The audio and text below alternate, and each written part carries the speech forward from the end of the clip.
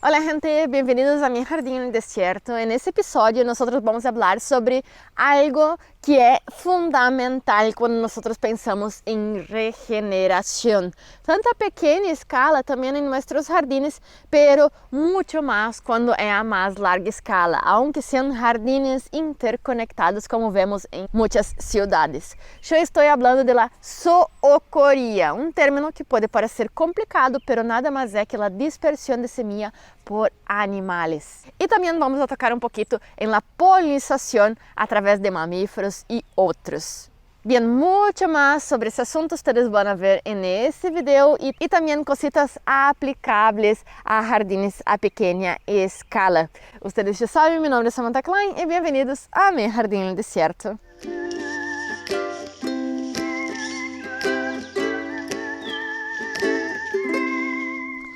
Una de las cosas que muchas veces nosotros nos olvidamos es que jardines no tienen que ver solamente con plantas y las plantas también necesitan una red mucho más compleja para sobrevivir. A lo largo de la historia nosotros tuvimos la evolución conjunta de ciertas plantas con ciertos animales, haciendo con que ellos empezasen a desarrollar capacidades, tanto habilidades de alimentarse de ciertas plantas y las plantas también consiguieron desarrollar características para llamar más atención de esos animales y también sobrevivir a ese transporte bien turbulento dentro de ellos o afuera. E se nós estamos tentando produzir um jardim com algum valor ecossistêmico que realmente haga a diferença, nós não podemos nos olvidarnos dessa rede complexa que acompanha as plantas. E estou segura, se vocês miram pouquinho mais de cerca e atenciosamente seus jardines, vocês já vão ver essa conexão ocorrendo. E muitas vezes as pessoas me agarram acá no jardim mirando algo que parece que não tem sentido e eu sonriendo. Pero é que de verdade essas conexões me alegram o dia. El outro dia eu estava rehaciendo meu huerto porque agora entra a temporada de primavera e verano e necessitamos um extra em fertilização. E vim cá, minha pila de estercol e encontrei um regalito acá ao lado, que a maioria das pessoas diria, ah, que asco, pero eu não. Eu sempre me acordo quando eu estudava biologia allá em Rio Grande, um de meus orientadores, el Voren, el Carolus Voren, ele sempre me dizia que lindo que são as heces e os vômitos. Eles contam uma história tão grande e nós conseguimos descobrir tantas coisas através dele. Bien, parecia uma broma em uma época e muitas pessoas reíam dele, pero agora eu realmente compreendo o que ele estava falando. Então, eu vim acá a minha pila de compostaje, que é um local aberto, um pouco mais alto, onde cruza bastante vento, e encontrei acá esse pedacito de caca, sim, de caca de zorro, que é uma espécie que está em todo o continente e temos vários parecidos ao redor de outros continentes também. Bem, essa caquita de zorro acá me alegrou o dia, porque eu percebi que meu jardim está conectado e eu não estou sola nessa batalha a favor da regeneração de los biomas de acá. Bem, se nós vemos detenidamente nessa caquita, nós vamos a ver que há diferentes tipos de semillas em ella, principalmente de la palmeira gerivá, que é essa que está acá atrás de mim. Bien, se nós vemos, eles estão se alimentando de esses coquitos e o que fazem, então, quando se alimentam dele, eles levam a outro espaço, defecam aí e assim esse gerivá vai conseguir migrar dessas zonas que estão mais regeneradas ou aún não debilitadas devido à ação humana, como por exemplo o bosque aí atrás. Ele vai caminhar para zonas mais abertas e vai trazer essas semillas para que eles empecem então a germinar nesse local e assim criar um novo bosque dentro de poucos anos. Esse é o valor de las heces, de las cacas, de los estercoles, de esses animais que são omnívoros. A vezes nós nos olvidamos que muitos animais, a vezes nós só vemos comendo carne ou se representam comendo carne, pero em realidade são onívoros. como os canídeos que estão dentro da ordem carnívora, pero são onívoros e se alimentam de muitas espécies de plantas. Nosotros a veces, y hasta en la escuela, cuando nosotros vemos biología, nosotros pensamos que un animal va a tener solamente una función, como por ejemplo hablan de los lobos o de los zorros, que ellos van a hacer el control de especies herbívoras, como por ejemplo los conejos. Pero muchas veces nosotros olvidamos que un animal va a tener diversas conexiones y diversas funciones en el ecosistema. Y si nosotros olvidamos esas conexiones, nosotros no vamos tener una regeneración tan efectiva y también un comprendimiento del espacio a donde nosotros estamos ubicados. Pero entonces nosotros podremos decir que los animales omnívoros hacen más zoocoría, más dispersión de semillas que los otros, como los carnívoros. Bien, existen diferentes tipos de zoocoría. La endozoocoría, que seria o caso desse zorrito que comeu vários jerivás acá. Também seria o caso de los tucanes ou também de las grayas que comem el piñón e dispersan las semillas. Pero também há outro tipo que seria a ectozoocoría, que seria então todas essas semillas que têm pelusa, têm espinas, garras, que fazem com que elas consigam ser dispersadas na parte exterior de vários animais. Quem já não foi caminhar em um parque com seu perro e percebeu que quando volvia a la casa ele estava lleno de semillas? Bem, igual que um perro que dispersa algumas semillas de, a veces, malezas, ervas daninhas que estão em um césped de um parque, também um zorro ou também um gato silvestre vai caminhar por essas zonas de bosque bem denso, vão carregar essas semillas que estão allá oscuras, sombreadas por los outros árboles, sem muitos nutrientes, a zonas também mais abertas e quizás a um solo mais fértil, fazendo também uma zoocoría muito indispensável para a regeneração de nossos ecossistemas. Assim que todos os animais têm a capacidade de dispersão de uma forma ou outra. Já se encontrou associações de zoocoría hasta com lagartos e algumas vezes hasta com cobras, que podem alimentar-se de animais como roedores que comem semillas e depois defecar e essas semillas aún estarem com poder germinativo e assim romperem a dormência. De verdade, há uma infinidade de conexões que podemos encontrar. Ah, Samantha, pero há espécies que também dependem do vento, a nemocoría, e também da hidrocoría, ou seja, que são dispersadas através do água. Pero esses tipos de dispersão de semillas são muito mais limitantes, quedando então em la região onde a planta madre está ubicada. Já quando nós falamos de zoocoría, nós ampliamos muito o território. Por exemplo, por hidrocoría, as semillas vão ir solo a terrenos mais baixos. Já com um animal, ele pode levá-la a um ambiente muito mais hacia arriba e assim criar um habitat completamente distinto para essas semillas. E esse é o caso do zorro, que sempre, quando ele defeca, ele também está marcando o território. Ou seja, que ele prefere locais assim muito abertos, com bastante corrente de vento em um local mais elevado, para que assim o olor dessas heces também se disperse mais e assim consiga marcar mais território com solamente uma defecada. Pero não pensemos que isso não vem com algum custo, visto que as plantas têm que utilizar muito mais energia para formar algo com aroma, açúcares, um pouco mais de fruto alrededor para chamar a atenção desses animais. E com isso, esse açúcar vai ocasionar um gasto de energia e também uma utilização dessa energia produzida por la fotossíntese, que podia ir a crescimento, pero vai ir hacia a formação de los frutos para que assim eles sejam mais apelativos para esses animais. Pero se as plantas evolucionaram para gastar mais energia nesse processo, quer dizer que realmente vale a pena. Bem, e aí nós entramos em outro término que é muito interessante de conhecer, que seria a síndrome de dispersão, que seria essas adaptações das plantas para que assim esses frutos e semillas sejam melhor distribuídos através de los animais. E como exemplo, nós poderíamos citar algumas coisas que influenciam os seres humanos também. Como, por exemplo, no tomate, que eu já havia hecho um vídeo acá.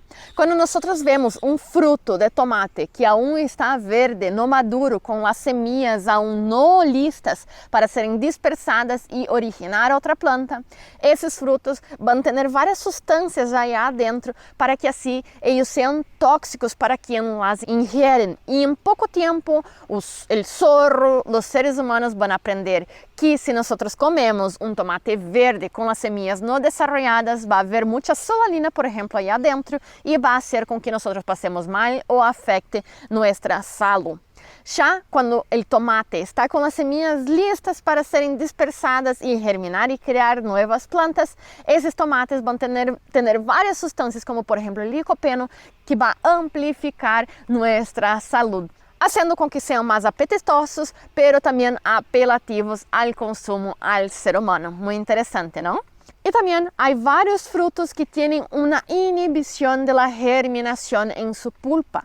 Ou seja, que mientras as semillas estão dentro da pulpa de essa fruta, elas não vão germinar, fazendo com que podem quedar aí 2, 3, até 4 meses. Pero quando esses frutos passam por el tracto digestivo de algum animal omnívoro, como por exemplo um ave, essa pulpa vai ser degenerada e vai ser absorvida por el organismo. E o único que vai sair por las heces vão ser essas semillas já sem la pulpa. Ou seja, que a inibição foi cortada e assim essas semillas já podem germinar. E também nesse processo nós vamos ter algo chamado escarificação. A capa envoltória da semilla vai ser um pouco desgastada, tanto por los jugos gástricos, bem como quizás algumas piedritas que esse organismo consumiu, fazendo com que mais facilmente esse germe consiga hinchar e quebrar essa parte externa da semilla, fazendo com que ele consiga brotar muito mais facilmente. De verdade, são evoluções muito interessantes. Bem, e muitas vezes nós nem necessitamos falar em frutos e solamente as semillas já vão ter adaptações, como é o caso de muitas vezes em la mirmecoria, que seria a dispersão de semillas a través de las hormigas. Sim, nós pensamos sempre que as hormigas estão roubando de nós, mas em realidade elas só estão tentando equilibrar um pouquinho nosso meio ambiente. Bem, algumas semillas elas possuem algumas protuberâncias muito ricas, principalmente em lipídios, que é algo que as hormigas les encanta, como em las semillas de ricino, que elas possuem um eleosoma, que seria essa parte mais gruesita em la punta de las semillas. As hormigas vão agarrar essa semilla, vão levar hasta sua colônia e aí elas vão alimentar-se dessa parte. Pero as semillas são demasiado gruesas para que elas consigam alimentar-se de ella. Ou seja que, depois de um tempo, elas vão alimentar-se desse eleosoma, essa semilla vai quedar enterrada no suelo dentro das colônias. Algum dia essa colônia vai ser abandonada, esse suelo vai começar a quedar um pouco mais mojado, com muitos nutrientes, porque as hormigas produzem muitos compostos ricos em fósforo que também ajudam na germinação e aí nós vamos a ter o ambiente perfeito para que essa semilla se desenvolva. Interessantíssimo, não? Saber essas pequenas coisas nos fazem valorar muito mais esses pequenos amigos que muitas vezes consideramos inimigos. Bem, e querem saber mais um exemplo incrível de sabedoria e de inteligência em la natureza? Bem, no norte de Brasil, também em algumas zonas, creo que de Colômbia, Equador, nós vamos a ter um roedor de grande porte chamado cuchilla. É muito inteligente e lhe encanta comer castanhas de Brasil. Pero é tão inteligente que não vai comer como nós a barra de chocolate inteira. E sim, sempre vai guardar para que sempre tenha mais. Bem, ela vai alimentar-se então dessa castanha que é bem dura e de difícil germinação, pero uma parte de elas ela vai enterrar para que assim ela possa comer então a lo largo do ano. Pero nem todas ela vai guardar com esse intuito. Em algumas ela vai agarrar essa castanha, vai dar um pequeno mordisco em la punta dessa castanha e vai enterrá-la. Pero ela nunca vuelve para buscá-la. Mais ou menos parecido com o que nós vemos em las ardillas en América del Norte.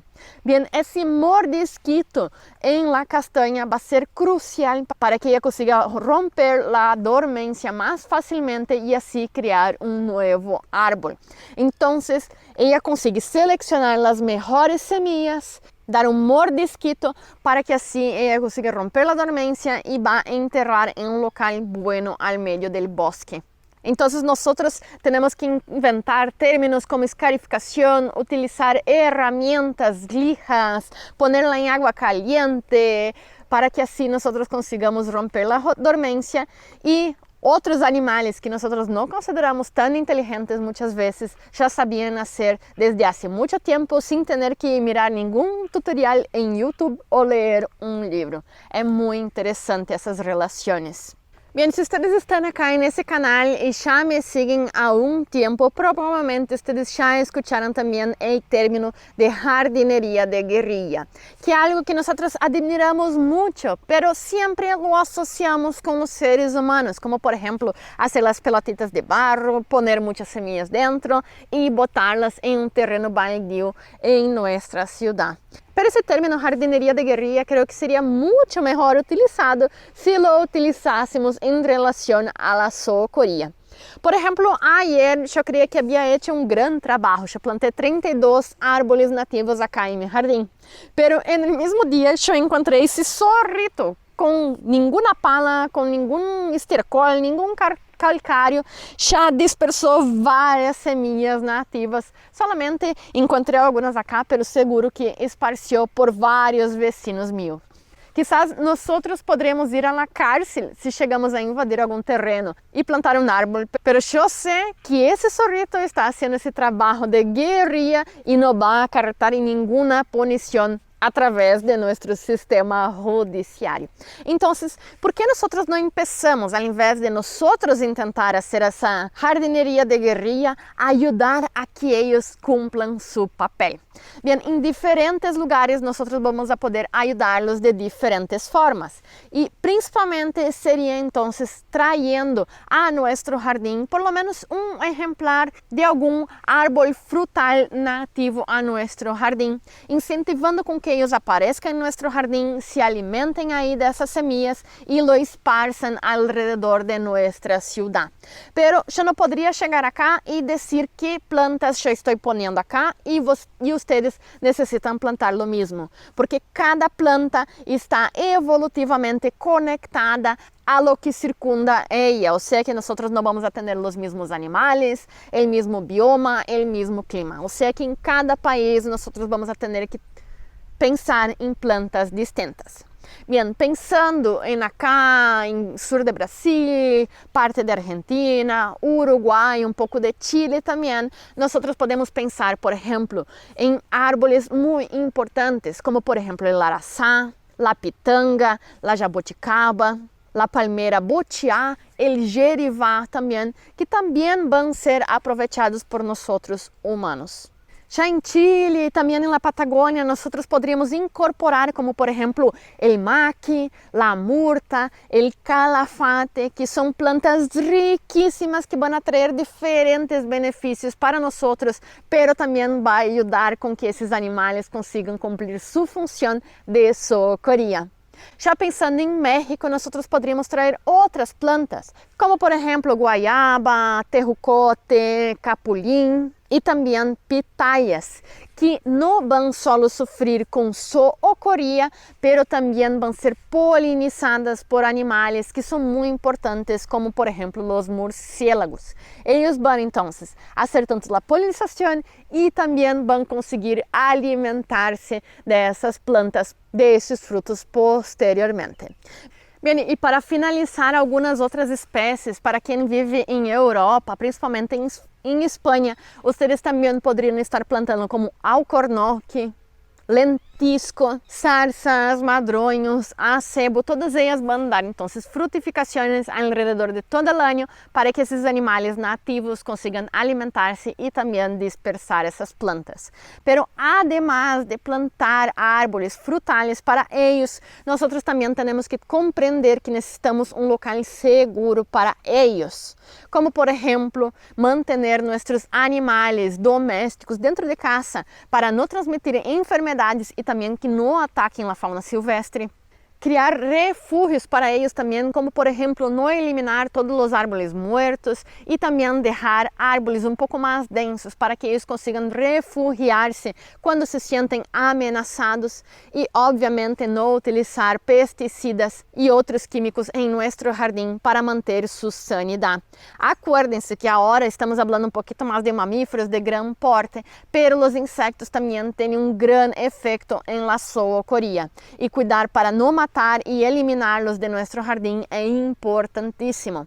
Hasta animales considerados plagas, como por ejemplo yo había dicho las hormigas, pero también las termitas tienen un gran papel en el medio ambiente. Como por ejemplo las termitas tenden a tener algunas relaciones con plantas que son parásitas, o sea que plantas que necesitan estar en contacto con otras raíces para así agarrar un poco de nutriente y conseguir crecer. O sea que las termitas consiguen llevar esas semillas hacia cerca de ciertas raíces que son necesarias entonces para tener esa relación. O sea que son animales importantísimos. También muchas veces nosotros vemos los escarabayos como negativos, pero como por ejemplo el escarabayo pelotero es muy importante, tanto para la fertilización de los suelos, bien como para la zoocoría. Ese animal él no va a alimentarse de semillas, pero sí va a necesitar las heces de otros animales para que así ellos consigan enterrarlo, poner sus huevos ahí y que todo el ciclo de reproducción continúe. Pero muchas veces essas heces utilizadas son de animales herbívoros o onívoros que se alimentaram de semillas. E essas semillas entonces concomitante van a ir junto con ese estiércol y van a ser enterradas en un ambiente muy fértil originado por ese escarabajo. O sea que cuando nosotros consideramos alguna cosa plaga é que realmente nosotros no estamos compreendendo el parámetro completo de esa especie. Bien, entonces era eso que yo quería traer para ese video, una reflexión para que ustedes consigan comprender que las cosas son mucho más complejas de lo que nosotros imaginamos. Un animal o una planta no va a tener solamente una función, pero varias y va a influenciar un todo. Y es por eso que nosotros tenemos que pensar todo como un efecto dominó. Si nosotros eliminamos un animal porque consideramos una plaga, por ejemplo, no va a ser solo el que va a desaparecer. Y sí, vamos a tener un impacto en diferentes comunidades en nuestro medio ambiente o también en nuestro jardín. Quizás no nos gusta que las hormigas estén comiendo una planta nuestra, pero quizás si nosotros los eliminamos para proteger esa planta en sí, nosotros vamos a estar eliminando varias otras plantas que necesitan de esas hormigas para serem dispersadas. O sea que antes de intentar eliminar algo, pensemos que todo va a tener un efecto mucho mayor en el ecosistema. E espero que depois desse vídeo, vocês também abram uma sonrisa quando veam um animal silvestre ou uma ave defecando em nosso jardim e trayendo várias semillitas a ele. Como já decía Warren, el vómito y las heces son una bendición para la naturaleza. Bien, espero que ustedes hayan aprovechado y comprendido algo nuevo y ampliado un poquito su conocimiento con este video y les espero en la próxima. Chao.